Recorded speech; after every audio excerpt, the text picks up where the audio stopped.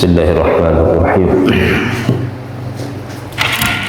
Bismillah wa bihamdihi. Assalamualaikum warahmatullahi wabarakatuh.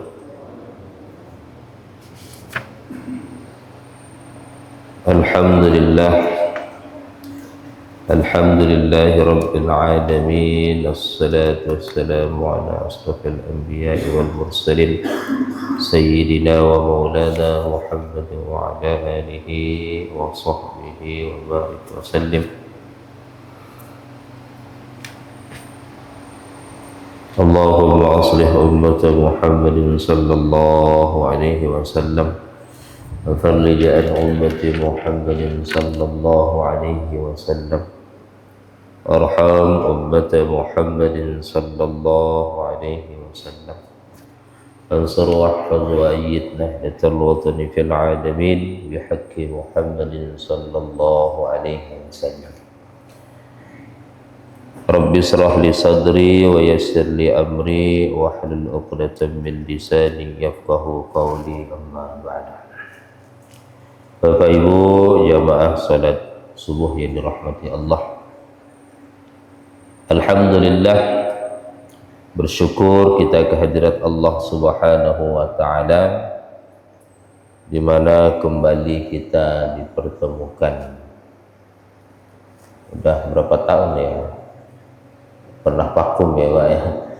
Kita duduk bersama di satu majelis seperti ini dan alhamdulillah kembali lagi dengan program-program yang mudah-mudahan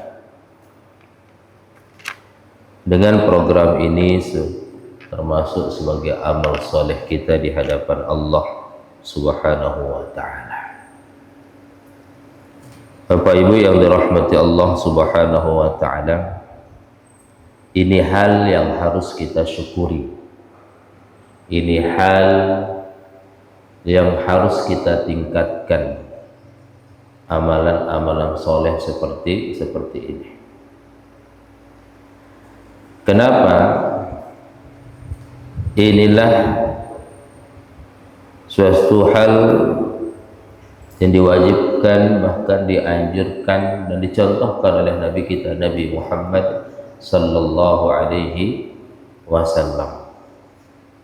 Ini sebagai bukti bahwa kita adalah seorang hamba di hadapan Allah Subhanahu wa ta'ala, hamba yang taat kepadanya. Karena yang Allah minta adalah bagaimana kita beribadah dengan ketaatan, bagaimana kita beribadah atas dasar iman kepada Allah Subhanahu wa ta'ala. Duduk di tempat ini adalah amal jariyah yang harus kita perbanyak, lalu kita kumpulkan sebagai bekal kita di hadapan Allah Subhanahu wa ta'ala. Allah sudah mengingatkan kita dalam Al-Quran, ya ayyuhalladzina amanu taqullaha wal tanzur nafsum ma qaddamat lighad wattaqullaha innallaha khabirum bima ta'malun. Apa kata Allah? Wahai orang-orang yang beriman, bertakwalah kepada Allah Subhanahu wa ta'ala. Wal tanzur nafsum ma qaddamat lighad. Lalu apa yang sudah kalian lakukan? Apa yang sudah kalian perbuat? Wal tanzur nafsum ma qaddamat lighad, sebagai bekal kalian nanti di hari esok, nanti di masa depan. Jadi makna masa depan di sini adalah akhirat, Bapak Ibu, hari kiamat. Di dunia ini tidak ada yang namanya masa depan, tidak ada. Yang ada adalah masa menuju kematian, atau setidak-tidaknya adalah masa tua. Tidak ada namanya masa depan. Walaupun saat ini kita sibuk mengumpulkan harta benda untuk masa depan di hari tua. Tapi makna wal tanzur nafsum ma qaddamat lighad di sini adalah hari kiamat, dan kita meyakini itu, dan itu pasti dan pasti. Sebagai orang beriman, salah satu rukun iman adalah percaya kepada hari kiamat. Disitulah kehidupan yang sesungguhnya, disitulah kehidupan yang sejati. Ya qaumi, innama hadhil hayatud dunya mata' wa innal akhirata hiya darul qarar, kata Allah. Wahai kaumku, innama hadhil hayatud dunya mata', sesungguhnya kebahagiaan, kesenangan, kehidupan di dunia ini mata, hanya sebentar. 50 tahun, 60 tahun, 70 tahun, 80 tahun. Dan mungkin langka Pak ya, lewat sampai 80 tahun sekarang. Rata-rata ya 60-an. Ikuti umurnya Nabi kita, Nabi Muhammad sallallahu alaihi wasallam. Nah, umur kita yang panjang itu kalau di akhirat itu kekal abadi. Tapi yang panjang itu adalah di alam kubur. Kalau kita menghitung nih, seandainya hari kiamat itu tinggal 500 tahun. Nah, kemudian kita meninggal dunia ini, maka 500 tahunlah umur kita di alam barzakh. 500 tahun umur kita di alam kubur. Atau seandainya 200 tahun, 300 tahun lagi hari kiamat, di situ kita akan dibangkitkan lalu kita meninggal saat ini. Nah, jadi kurang lebih umur kita di alam kubur 200 atau 300 tahun. Ini kalau seandainya. Kalau seandainya 1000 tahun lagi, ya 1000 tahun umur kita di alam barzakh. Lalu kita korbankan kebahagiaan yang ada di alam kubur itu dengan kehidupan yang hanya 60 tahun, 50 tahun, 70 tahun tadi. Dengan perbuatan-perbuatan yang dilarang oleh Allah Subhanahu wa ta'ala. Maka Allah sudah ingatkan, wal tanzur nafsum ma qaddamat lighad. Maka perbanyaklah bekal untuk menghadapi hari tersebut. Karena setelah itu tidak ada ibadah lagi, tinggal mempertanggungjawabkan semua perbuatan kita selama kita hidup, ya selama 40 tahun tadi, 60-70 tahun tadi. Nah, itu. Ini Allah sudah ingatkan juga bahwa dunia itu hanya sesaat. Hayatud dunya mata'. Tapi wa innal akhirata hiya darul qarar.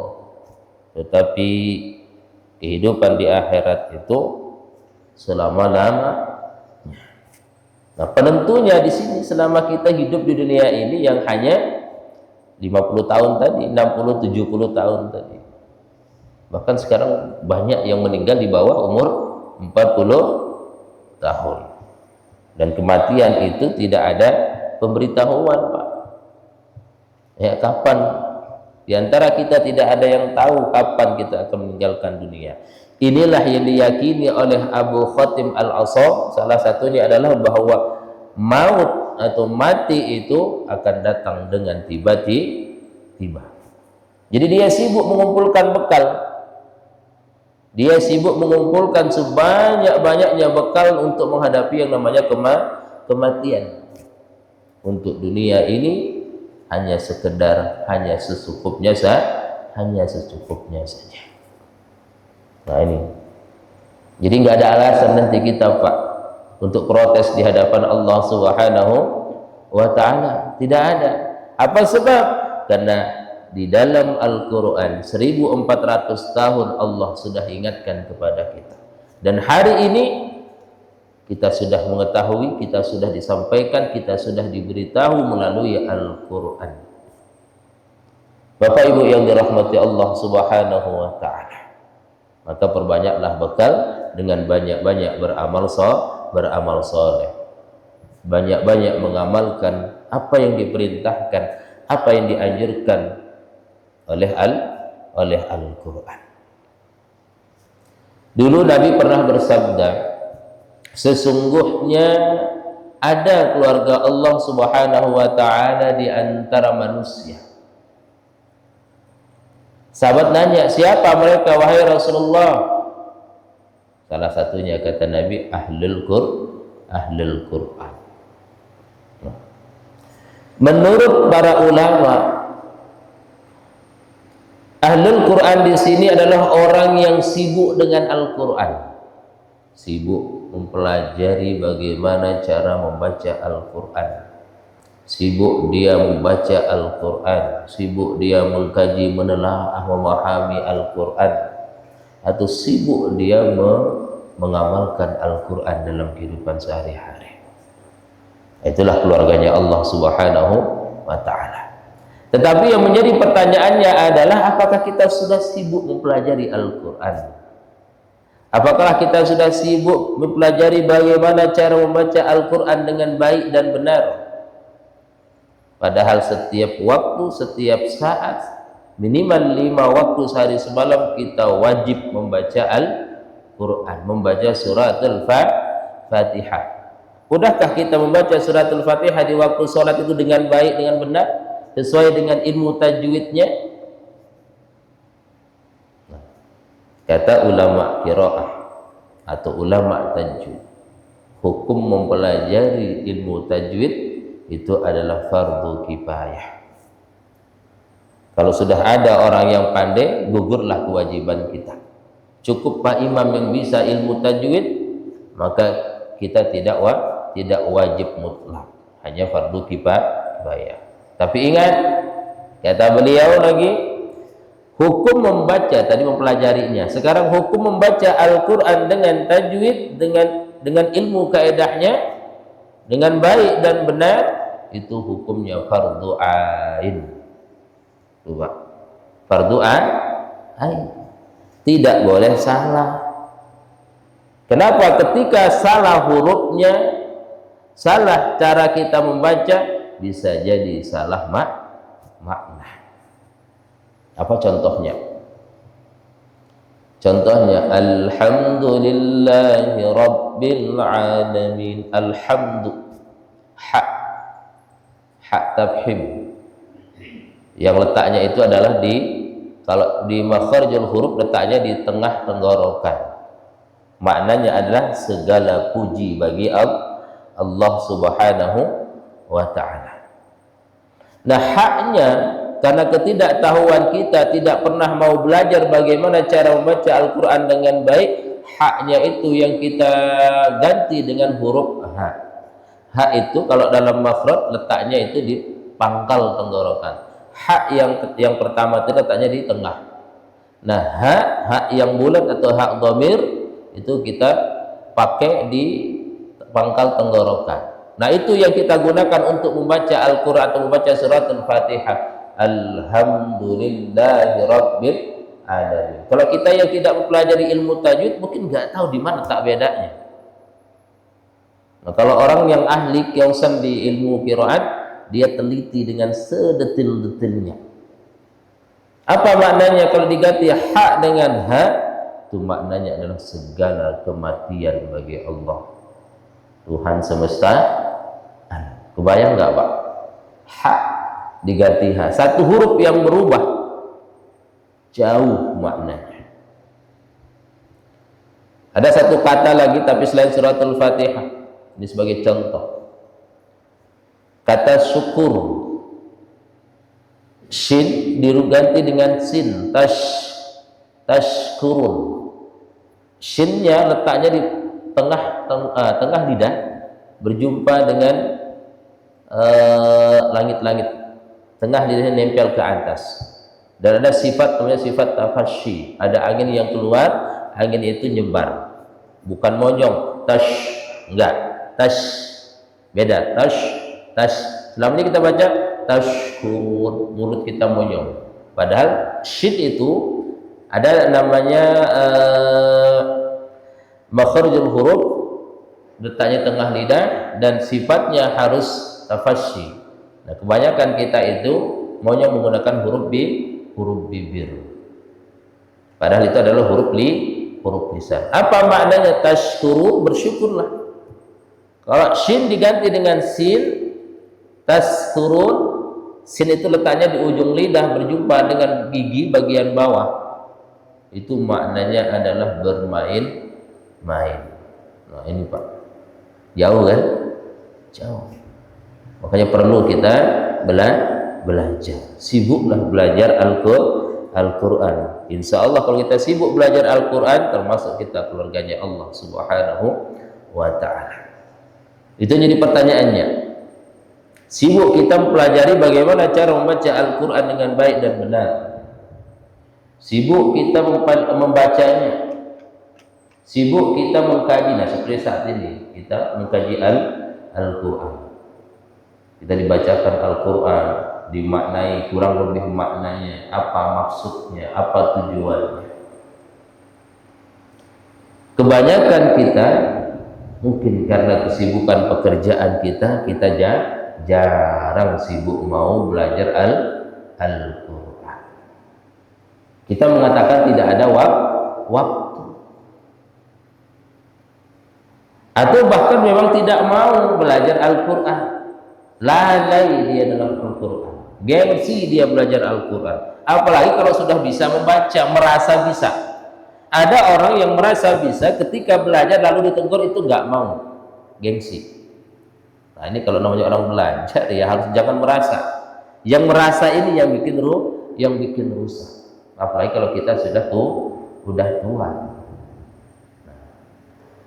Tetapi setidak-tidaknya seandainya Bapak Ibu kita tidak sempat belajar membaca Al-Quran, tidak sempat mengkaji Al-Quran, tidak sempat memahami, menelaah Al-Quran, setidak-tidaknya kita sibuk mengamalkan Al-Quran dalam kehidupan kita sehari-hari. Kapan kita mengamalkan Al-Quran? Setiap langkah kita, setiap napas kita, setiap detik gerak-gerik kita dalam kehidupan kita. Seandainya kita tidak mampu, sekurang-kurangnya mari mengamalkan Al-Quran di dalam sholat 5 waktu sehari semalam. Syukur-syukur bisa ditambah dengan sholat rawatib, sholat qobliyah, sholat ba'diyah. Syukur-syukur bisa ditambah dengan sholat duha, sholat tahajud, dan sholat-sholat yang lainnya. Dengan sholat 5 waktu sehari semalam, kita sudah begitu banyak mengamalkan Al-Quran. Apa contohnya? Al-Quran menyuruh kita untuk bersalawat kepada baginda Nabi besar Muhammad sallallahu alaihi wasallam. Ya ayyuhalladzina amanu sallu alaihi wa sallimu taslima. Di dalam salat kita sudah bersalawat kepada baginda Nabi besar Muhammad sallallahu alaihi wasallam. Al-Quran menyuruh kita taat kepada Allah Subhanahu wa Ta'ala dengan sholat sebagai bukti bahwa kita adalah seorang hamba yang taat kepada Allah Subhanahu wa Ta'ala. Al-Quran menyuruh kita untuk senantiasa berdoa kepada Allah Subhanahu wa Ta'ala. Dalam sholat kita sudah berdoa kepada Allah Subhanahu wa Ta'ala. Al-Quran menyuruh kita untuk bertasbih kepada Allah Subhanahu wa Ta'ala. Dalam sholat kita sudah bertasbih kepada Allah Subhanahu wa Ta'ala. Al-Quran menyuruh kita membaca Al-Quran. Di dalam sholat kita sudah baca Al-Quran, baca suratul Fatihah, dan bisa kita tambah dengan surat-surat pendek yang kita hafal. Apalagi Pak? Al-Quran menyuruh kita bersyukur dengan sholat itu sebagai bukti bahwa kita adalah seorang hamba yang bersyukur kepada Allah Subhanahu wa Ta'ala. Al-Quran untuk menyuruh kita untuk meningkatkan keimanan dan ketakwaan dengan banyak-banyak bersyahadat kepadanya. Dalam sholat kita sudah baca syahadat. Al-Quran menyuruh kita untuk rukuk dan sujud. Dalam sholat kita sudah rukuk dan sujud kepada Allah Subhanahu wa Ta'ala. Coba kebayang nggak? Tuh, luar biasanya sholat. Itulah cara kita mengamalkan Al-Quran. Bapak Ibu dirahmati Allah, saya ingin menukil Dulu seorang ulama yang bernama Tajuddin Ahmad pernah menyampaikan, rukun Islam yang 5 itu sudah termaktub di dalam sholat, sudah masuk dalam sholat. Mana dia? Yang pertama adalah 2 kalimat syahadat. Dalam sholat kita sudah membaca 2 kalimat syahadat. Rukun Islam yang pertama. Rukun Islam yang kedua apa? Rukun Islam yang kedua adalah sholat itu sendiri, yang kita kerjakan, yang kita awali dengan takbiratul ihram, lalu kita akhiri dengan salam. Rukun Islam yang ketiga kata beliau adalah zakat atau berbagi, bersedekah, berinfak. Dalam sholat kita sudah berdoa, bahkan kita mendoakan saudara-saudara kita kaum muslimin dan muslimat. Dalam fikih kita diajarkan ketika kita salam, assalamualaikum warahmatullahi wabarakatuh, ke kanan kita membaca Allahumma inna nas'aluka ridhaka wal jannah. Kata beliau, di situ kita sedang mendoakan saudara-saudara kita yang sebelah kanan dari masyrik sampai maghrib, supaya masuk ke dalam surganya Allah Subhanahu wa ta'ala. Lalu kita salam ke sebelah kiri, assalamualaikum warahmatullahi wabarakatuh, na'udzubika min syakhrika wan nar. Di situ kita mendoakan saudara-saudara kita dari masyrik sampai maghrib, jangan sampai masuk ke dalam neraka, artinya masuk surga juga. Dan kata ulama, zakat terbaik, sedekah terbaik adalah doa. Ya siapa tahu dengan doa kita mendoakan mereka supaya masuk ke dalam surga, lalu Allah kabulkan doa kita tersebut. Kebayang nggak saudara kita yang muslim dari masyrik sampai maghrib semuanya akan masuk surga gara-gara doa kita kepada Allah Subhanahu wa ta'ala. Kecil kalau kita memberikan saudara kita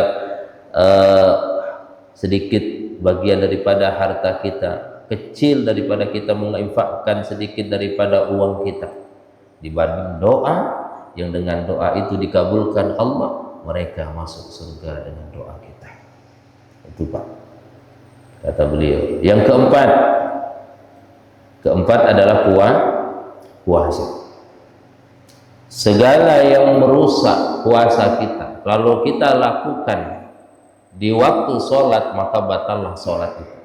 Segala yang membatalkan puasa lalu kita lakukan yang membatalkan puasa itu di waktu sholat, maka batallah sholat kita. Artinya kita sedang berpuasa di waktu sholat. Puasanya orang awam, membatalkan puasanya orang awam adalah makan dan minum atau berhubungan suami istri. Boleh nggak kita makan dan minum di waktu sholat? Tidak boleh, batal. Itu puasanya orang awam. Puasanya orang khawas, mereka harus menjaga mata, hidung, telinga, dan lisannya. Ketika mereka tidak mampu menjaga lisannya, dia berbohong di waktu puasa, maka batallah puasanya orang khawas. Tidak mampu dia menjaga matanya, dia memandang hal-hal dilarang oleh Allah Subhanahu wa ta'ala, maka dia merasa batallah puasanya. Boleh nggak di waktu sholat kita berkata yang tidak? Boleh nggak di waktu sholat kita memandang yang dilarang oleh Allah Subhanahu wa ta'ala? Boleh nggak di waktu sholat kita mendengar hal-hal yang dilarang oleh Allah Subhanahu wa ta'ala? Tidak boleh. Lalu bagaimana dengan puasanya orang hawasul hawas? Puasanya para nabi, selain mampu menjaga semuanya, dia juga mampu menjaga hati, pikiran, akal, dan perasaannya. Puasanya orang hawasul hawas itu kalau sampai tidak mampu menjaga hati dan perasaannya, maka batallah puasanya. Boleh nggak di waktu sholat kita memikirkan yang lain-lain? Boleh nggak di waktu sholat kita berprasangka yang buruk dalam hati kita? Tidak boleh. Nah ini secara tasawuf. Tapi cukuplah kita dengan puasanya orang awam. Mungkin tidak kita akan mampu berpuasa seperti orang khawasul khawas. Nah itu puasa sudah masuk di dalam sholat. Ini kata seorang ulama yang bernama Tajuddin Ahmad. Lalu haji, rukun Islam yang kelima adalah haji. Kapan kita berhaji di waktu sholat? Kata beliau, di waktu sholat kita sudah menghadap kiblah, seolah kita sudah menghadap Ka'bah di kota Mekah.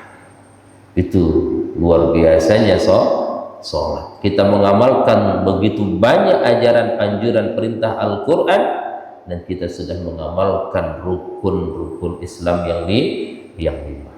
Maka alhamdulillah, bersyukur Bapak Ibu, kita diberikan istiqomah, kita diberikan hidayah taufiknya oleh Allah Subhanahu wa taala. Ringan langkah kaki kita dari rumah menuju masjid ini.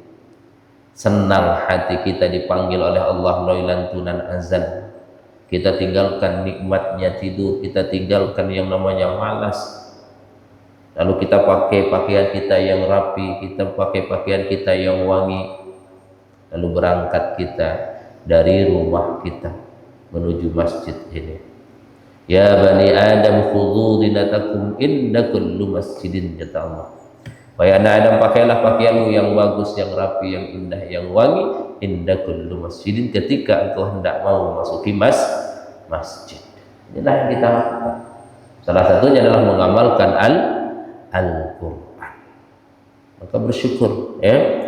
Dan semuanya itu akan dibalas oleh Allah Subhanahu wa taala, karena itu adalah bentuk daripada amal soleh. Man amila sayyi'atan fala yujza illa mithlaha wa man amila salihan min dzakarin aw untha wa huwa mu'minun fa ulaika yadkhuluna al-jannah yurzaquna fiha bighairi hisab. Kata Allah ini dalam surat Al-Ghafir ayat 40, nanti Bapak bisa cek. Man amila sayyi'atan fala yujza illa mithlaha, barang siapa yang berbuat jahat, sayyi'ah, berbuat buruk, fala yujza illa mithlaha, dia tidak akan dibalas oleh Allah kecuali setimpal dengan perbuatan jahatnya. Perbuatan jahatnya 10, maka akan dibalas dengan 10 oleh Allah Subhanahu wa taala. Perbuatan jahatnya 100, maka akan dibalas dengan hukuman sebanyak 100 oleh Allah Subhanahu wa taala. Itu adilnya Allah, tidak pernah menganiaya hambanya. Tetapi wa man amila salihan min dzakarin aw untha wa huwa mu'minun, barang siapa yang berbuat baik, beramal soleh seperti yang kita lakukan hari ini, dalam masjid kita iktikaf, lalu kita sholat sunnah, lalu kita sholat berjamaah, lalu kita berzikir, bertasbih, bertahmid, bertakbir kepada Allah, lalu kita berdoa, kita beristighfar kepada Allah, lanjut lagi dengan saat ini duduk di majelis ta'lim. Begitu banyak amal soleh yang kita lakukan saat ini. Min dzakarin aw untha, baik dia laki-laki maupun perempuan, wa huwa mu'min, kuncinya itu, dalam keadaan beriman kepada Allah Subhanahu wa taala. Apa ganjarannya? Fa ulaika yadkhulunal jannah, maka dia akan masuk ke dalam surganya Allah Subhanahu wa taala. Yurzaqu fiha, maka dia akan diberikan rezeki oleh Allah Subhanahu wa taala di dalamnya yang tiada terhingga, bighairi hisab. Nah ini dia, itu berbedanya. Kalau perbuatan baik sayyi'atan tidak akan dibalas yujza illa mithlaha, akan dihitung oleh Allah Subhanahu wa taala perbuatan buruk itu supaya balasannya sesuai dengan perbuatan buruknya. Tetapi kalau perbuatan baik, amal soleh, bighairi hisab, tidak akan dihitung oleh Allah. Tidak 10 kebaikan kita lalu akan dibalas dengan 10 kebaikan, tidak. Akan dilipat gandakan oleh Allah Subhanahu wa taala. Yurzaqu fiha, rezeki yang tiada terhingga. Coba kebayang nggak itu? Sholat kita 10 menit, 15 menit, taruhlah 30 menit. Wah, saat ini akan dibalas dengan surga dan rezeki yang tiada terhingga. Tidak akan dihitung, oh sholatmu dulu 30 menit, maka waktumu di dalam surga cuma 30 menit. Enggak. Selama-lamanya. Itu Pak, hebatnya Allah Subhanahu wa ta'ala. Itu sebagai bukti Allah itu bersifat Rahman dan Rahim.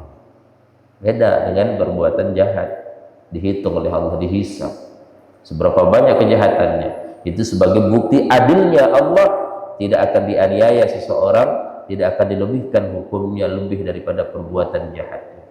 Tapi kebaikan, amal soleh akan dilipat gandakan, dan lipat gandakannya bighairi hisab, tidak akan pokoknya Allah itu tidak perhitungan. Nah itu Pak, maka alhamdulillah, banyak-banyak bersyukur kepada Allah Subhanahu wa ta'ala yang sudah memberikan kuasanya kepada kita sehingga kita mampu melangkah ke dalam masjid ini. Mudah-mudahan dengan banyak-banyak sholat, istiqomah dalam sholat, melaksanakan kebaikan, melaksanakan perintah Allah, setidak-tidaknya itu cukup bagi kita untuk menjadi keluarganya Allah Subhanahu wa ta'ala, dan kita tergolong nantinya di akhirat sebagai penghuni jannah, penghuni surga. Amin ya rabbal alamin. Mari kita berselawat kepada baginda Nabi Muhammad sallallahu alaihi wasallam. Sallallahu ala Muhammad, sallallahu alaihi wasallam, sallallahu ala Muhammad, sallallahu alaihi wasallam, sallallahu ala Muhammad, sallallahu alaihi wasallam, sallallahu ala Muhammad, sallallahu alaihi wasallam, sallallahu ala Muhammad, sallallahu alaihi wasallam, sallallahu ala Muhammad, sallallahu alaihi wasallam. Allahumma salli wa sallim wa barik alaihi wa ala alihi. Mungkin hanya itu yang dapat saya sampaikan. Sekian dan terima kasih. Mohon maaf atas segala kekurangan. Wallahul muwaffiq wal hadi ila sabilir rasyad. Assalamu alaikum warahmatullahi wabarakatuh. Allahumma salli ala Muhammad, ya Rabbi salli alaihi wa sallim. Allahumma salli wa sallim.